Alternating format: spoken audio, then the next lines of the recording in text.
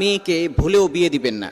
অনেক সময় বাবারা টেনশন করে থাকেন যে আমার এত কষ্টের এবং এত কষ্ট করে এই সন্তানটাকে বড় করেছে, এই কন্যা সন্তান যাতে করে এমন একটা ঘরে যায় যেই ঘরটার ভিতরে সে শান্তিতে থাকতে পারে, সুখে থাকতে পারে, তার লাইফটা যাতে করে হ্যাপিতে ভরপুর হয়ে যায়।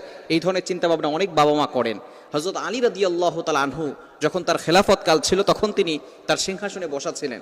এমন সময় এক ধনী ব্যক্তি এসে আলী রাদিয়াল্লাহু তাআলা আনহুকে জিজ্ঞেস করেছেন, হে আলী, আমি আমার কন্যা সন্তানকে নিয়ে একটু টেনশনে আছি, কোন ঘরে কিভাবে কোন ঘরে বিয়ে দিলে আমার মেয়েটা সুখে থাকতে পারবে, শান্তিতে থাকতে পারবে।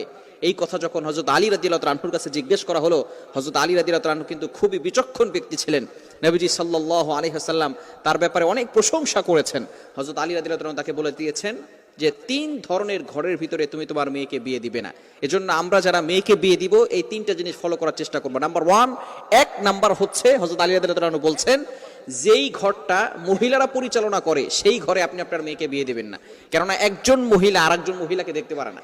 বর্তমান সমস্যাই হচ্ছে এটা, যেই ঘরের সম্পূর্ণ দায়িত্ব মহিলারা পালন করে সেই ঘরে আপনার মেয়েকে বিয়ে দিবেন না। কেননা যখন আপনার মেয়ে ওই ঘরে যাবে তখন আপনার মেয়েটাকে সে তার মেয়ে মনে করবে না, সে তার ছেলের বউ হিসেবে ধর্তব্য করে দেখা যাবে পরবর্তী সময় এই মহিলার কথা অনুযায়ী ওই সংসারে আপনার মেয়ে ভালো থাকতে পারবে না। সুতরাং এক নাম্বার হচ্ছে, যেই ঘরের ভিতরে মহিলারা ঘরটাকে পরিচালনা করে, সব দায়িত্ব মহিলাদের উপরে, সেই ঘরে আপনার মেয়েটাকে বিয়ে দিবেন না।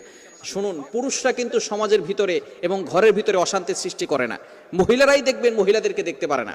দেখবেন আপনার একজন ভাই আছে, একজন বোন আছে, আপনার মা দেখবেন আপনার ভাইটাকে এবং আপনাকে বেশি মহব্বত করবে, কিন্তু বোনটাকে বেশি একটা মহব্বত করে না। মাছ রান্না করলে মাছের মাথাটা ছেলেটাকে দেয় আর মেয়েটাকে মাছের মাথাটা দিতে চায় না।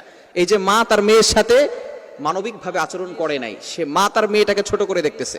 ঠিক তদ্রুপভাবে সব ক্ষেত্রেই দেখবেন দাদিরা বিশেষ করে নাতিদেরকে বেশি ভালোবাসে, নাতিদেরকে বেশি ভালোবাসতে চায় না। নারীদেরকে আল্লাহ তাআলা রেসপেক্ট দিয়েছেন, কিন্তু একজন নারী আরেকজন নারীকে দেখলে সহ্য করতে পারে না। যে নিজের ঘরের ভিতরে এই ধরনের বৈষম্য তৈরি করবে, সে অন্য একটা নারী যখন সেই ঘরে আসবে কিভাবে ওই নারীর সাথে ভালো ব্যবহার করবে একটু চিন্তা করে দেখেন। যখনই নারী ঘরের ভিতরে অন্য কোনো নারী ঘরে আসে, ছেলের বউ হিসেবে ঘরে আসে, তখনই ননদের সাথে সমস্যা হয়, শাশুড়ির সাথে সমস্যা হয়। শ্বশুররা কিন্তু বিশেষ করে এই ধরনের সমস্যার ভিতরে জড়ায় না, বিভিন্ন সময় বাইরে থাকে, এই ধরনের সমস্যা তারা করেও না। এই জন্য অবশ্যই যেই ঘরটা নারীরা পরিচালনা করে সেই ঘরের ভিতরে আপনার মেয়েকে বিয়ে দিবেন না, এটা অবশ্যই